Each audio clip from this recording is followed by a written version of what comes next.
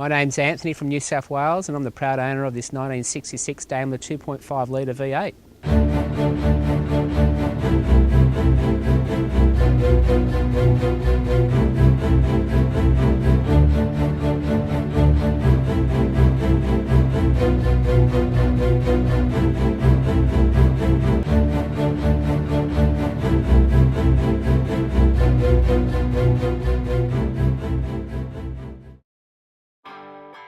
This car actually came to me by chance. Actually, it wasn't something that I went out to find. It was sort of a, I guess, a gift. It was meant to happen. It was an old client of mine. It was his mother's car. Her husband had a Rolls Royce, and he wouldn't allow her to drive his Rolls Royce. So what she did, she went over to England to buy a Daimler, and she picked the tree out and knocked the tree down for the timber in the car. She passed away, unfortunately, and the son offered the car to me, which I gladly took on to the stable.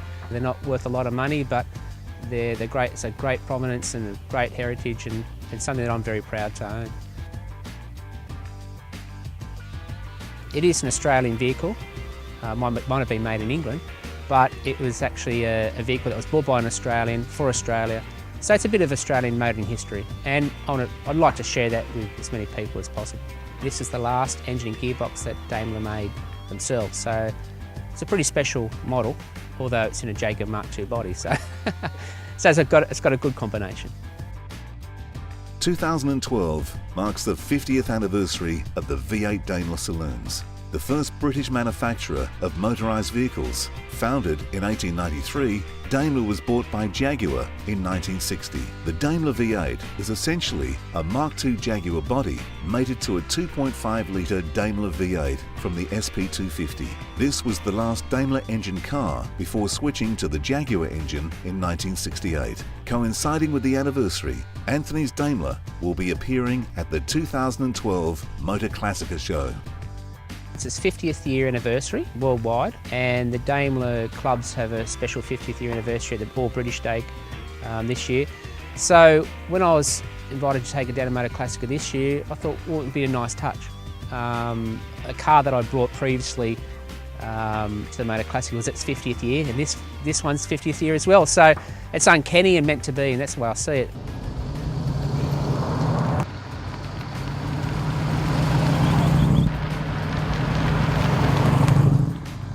I've got a vehicle that was pretty much original. The only things that I've had to do to it is change a water pump, get the cooling system sorted, because it's all cast iron blocks, those things, they rust away internally. I recently just got the car polished about 2 weeks ago, and usually my previous provider, the polish would sort of go off a little bit. Currently now, this has been 3 weeks and it's as good as new. I was previously using a different brand.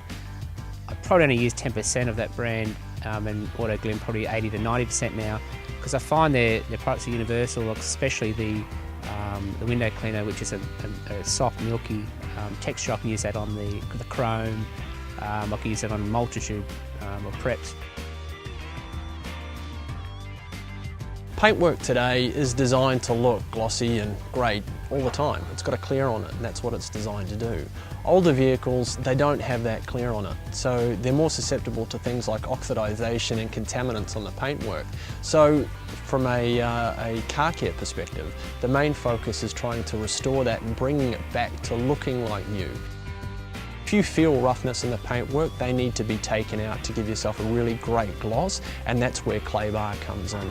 Autoglym's clay system is fantastic. It's very, very simple to use. It's of a very, very high quality, and it's very cost effective as well. So we would start with the clay product, move on to our flagship product, Super Resin Polish, which will bring up the gloss and remove a lot of the scratching and oxidization that exists in older paintwork, particularly those without clears. And then we'd finish it off with a relatively new product in our range, which is called High Definition Wax. And that is an absolutely beautiful wax that's designed to preserve and seal in your paintwork, to prevent contaminants getting back into the paintwork, repel water, and just give you an absolutely fantastic gloss. And it'll last for an exceptionally long time.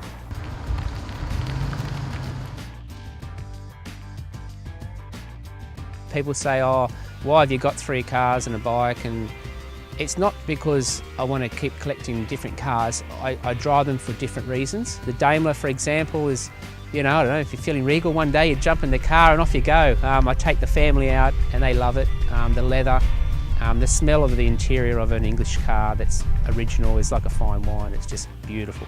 And I love jumping in that car. I keep the windows up on purpose just so I can jump in and smell that leather interior. It hasn't been seen in any show in its whole 40 years.